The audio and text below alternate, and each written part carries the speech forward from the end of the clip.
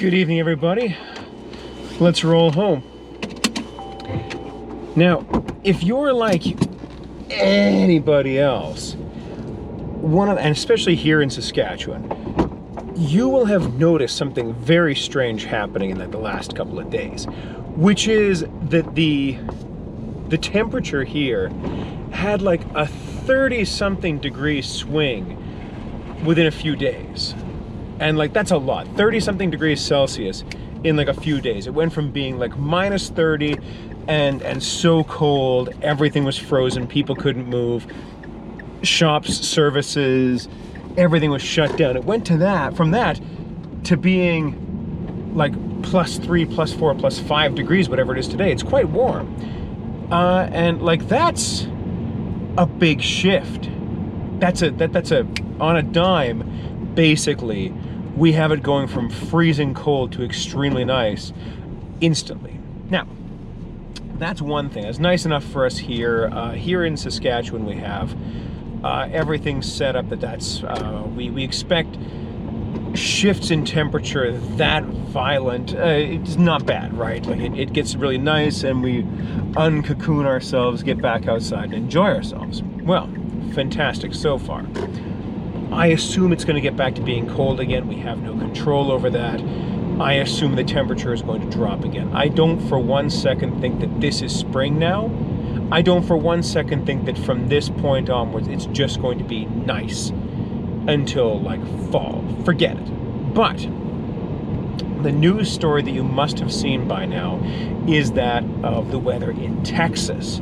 Now that is a whole other kettle of fish. That is wild.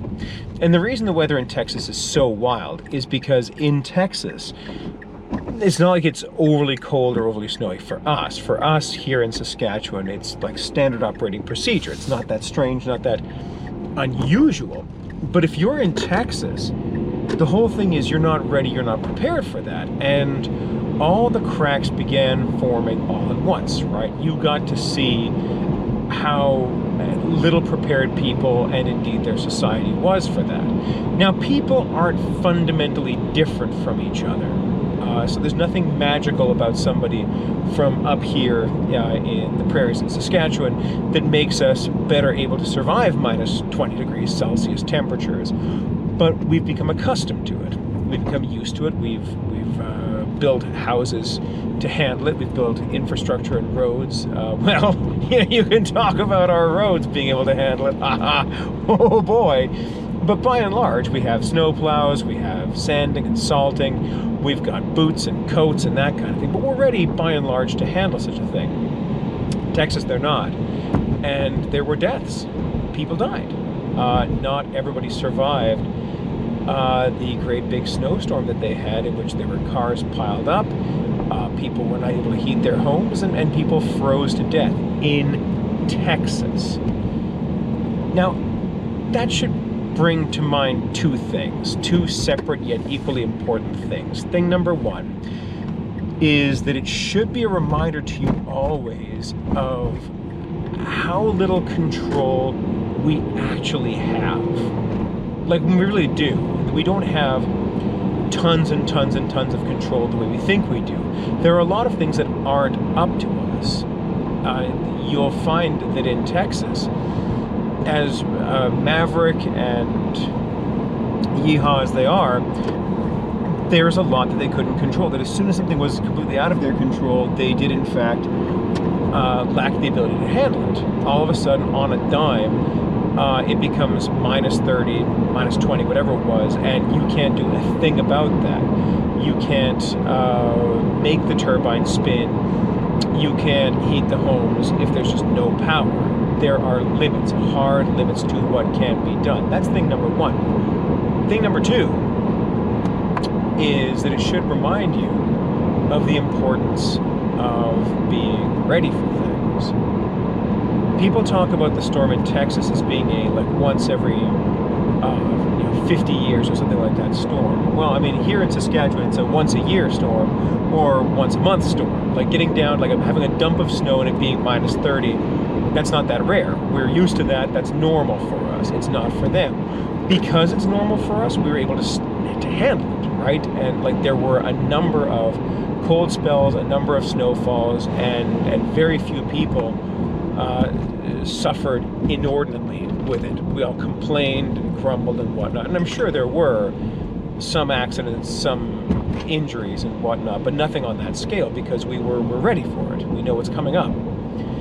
The scriptures tell you to always stand ready to give a reason for the hope that is within you. You're supposed to know why you believe what you believe, because you don't get to schedule when the crisis is. Would that you could, right? Would that you could just dictate, schedule when the crisis is going to be. Would that you could just say arbitrarily, I think the crisis is going to come at X time, therefore I'll be ready then. You have to be ready all the time. Not just to explain it to other people, but more importantly, to be able to explain it to yourself. You are your first and greatest audience after all.